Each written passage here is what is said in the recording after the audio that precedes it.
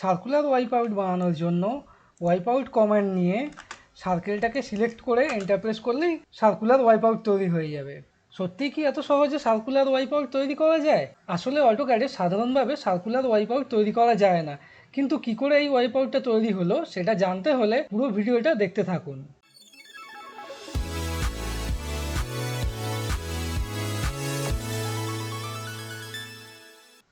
অটোক্যাডে wipe out command use করে আমরা যে কোনো অবজেক্টের উপর মাস্কিং করতে পারি।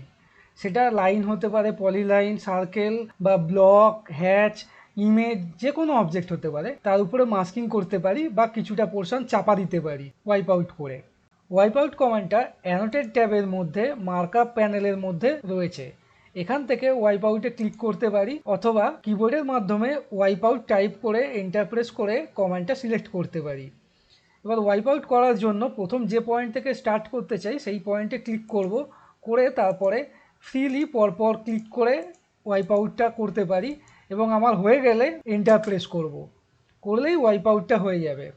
এইভাবে করতে পারি, অথবা আমার কাছে আগে থেকে যদি কোনো ক্লোজ পলিলাইন থাকে তাহলে সেটাকেও সিলেক্ট করে করতে পারি। তার জন্য আমি একটা রেক্ট্যাঙ্গেল এখানে ড্র করে নিচ্ছি। এটা রেক্ট্যাঙ্গেল হতে পারে বা যে কোনো পলিলাইন যেটা ক্লোজড আছে এমন পলিলাইন হলেই হবে। রেক্ট্যাঙ্গেলটাকে আমি ওয়াইপ আউট করবো, তার জন্য আবার এখান থেকে আমি ওয়াইপ আউট কমান্ডটা নিলাম, নিয়ে এবার পি এন্টার করব পলিলাইন সিলেক্ট করার জন্য। তারপর রেক্ট্যাঙ্গেলটাকে ক্লিক করে সিলেক্ট করব। তারপর এই রেক্ট্যাঙ্গেলটাকে যদি আমি ইরেজ করে দিতে চাই তাহলে ইরেজ করতে হবে, আর যদি রেক্ট্যাঙ্গেলটাকে রাখতে চাই তাহলে নো করব। আমি রেক্ট্যাঙ্গেলটাকে ইরেজ করে দিতে চাই, তাই ওয়াই এন্টার করব। এখন এখানে ওয়াইপ আউট হয়ে গেছে।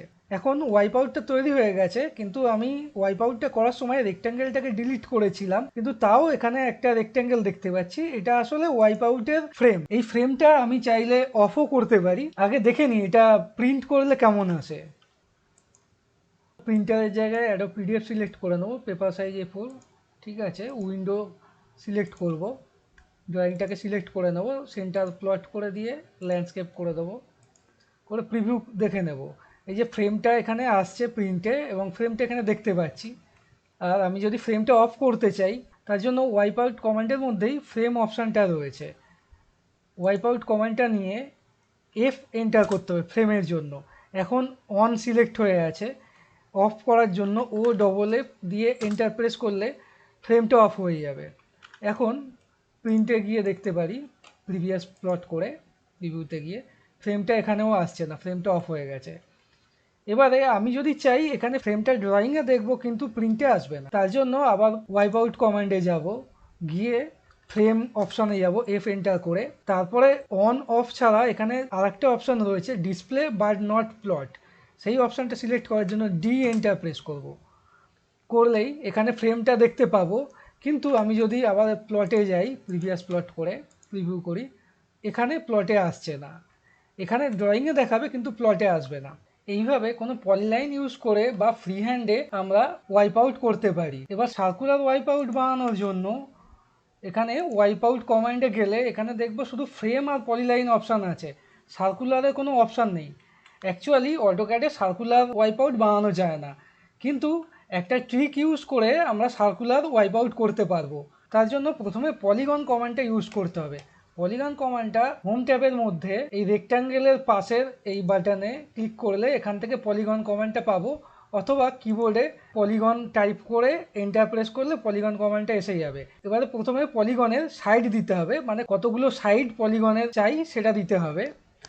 এখানে ডিফল্ট 4টে সাইড রয়েছে। এই জায়গায় আমরা এমন একটা সংখ্যা দেবো যাতে এটা দেখতে একটা সার্কেলের মতো হয়ে যায়। আমি 50 দিয়ে এন্টার প্রেস করব। তারপর পলিগনটা ড্র করার জন্য সেন্টার পয়েন্টে ক্লিক করতে হবে। এরপর দুটো অপশানের মধ্যে একটা সিলেক্ট করতে হবে, ইনস্ক্রাইব আর সার্কামস্ক্রাইবড। ইনস্ক্রাইব অপশানের মধ্যে সার্কেলের ভেতরে পলিগনটা ড্র হবে, আর সার্কামস্ক্রাইব অপশানের মধ্যে সার্কেলের বাইরে পলিগনটা ড্র হবে। আমি ইনস্ক্রাইব অপশানটা সিলেক্ট করতে চাই, তাই জন্য আই এখানে সিলেক্ট হয়েই আছে, শুধু এন্টার প্রেস করব। তারপর সার্কেলের রেডিয়াসটা দিতে হবে। এই সার্কেলের রেডিয়াস আমি এন্টার করতে পারি, অথবা আমি ক্লিক করে রেডিয়াসটা সিলেক্ট করতে পারি।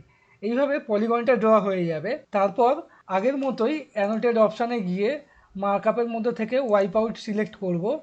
এবার পলিলাইনের জন্য পি দিয়ে এন্টার প্রেস করে এই পলিগনটা যেটা বানিয়েছিলাম এটাকে সিলেক্ট করে এন্টার প্রেস করব। তাহলেই ওয়াইপ আউটটা তৈরি হয়ে যাবে। এটা একেবারে সার্কুলারই তৈরি হয়েছে। আমরা যদি জুম ইন করি তাহলে দেখতে পাবো এজগুলো বেশ স্মুথ হয়েছে। আমরা যত বেশি সাইড দিয়ে পলিগন ড্র করব তত বেশি স্মুথ সার্কুলার ওয়াইপ আউট তৈরি হবে। এটাকে আমরা প্রিন্ট করেও দেখে নিতে পারি। এই যে এটা একদম ঠিকঠাক আসছে। আপনাদের যদি কোনো রকম প্রশ্ন বা পরামর্শ থাকে কমেন্টস করে জানাতে ভুলবেন না। অটোক্যাড সংক্রান্ত আরও ভিডিওর জন্য সফটওয়্যার চ্যানেলটি অবশ্যই সাবস্ক্রাইব করুন।